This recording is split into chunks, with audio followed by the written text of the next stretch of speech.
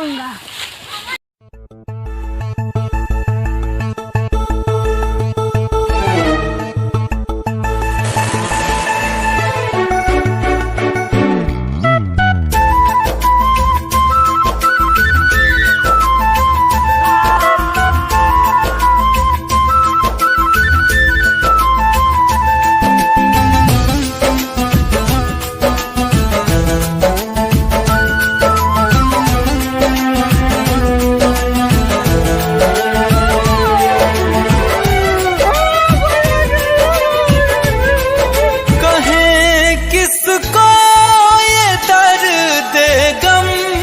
मुझे कितना तड़पाती है,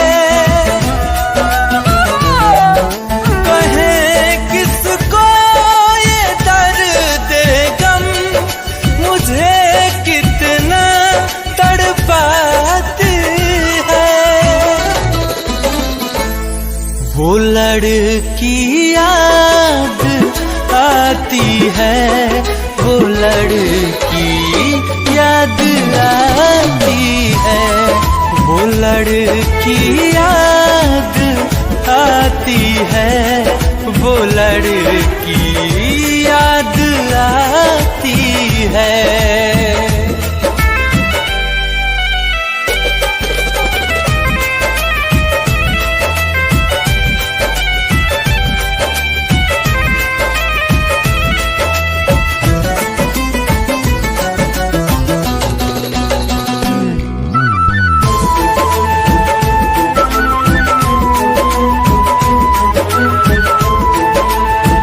पहले हम जब भी कभी दोनों साथ मिलते थे, प्यार के फूल इस दिल में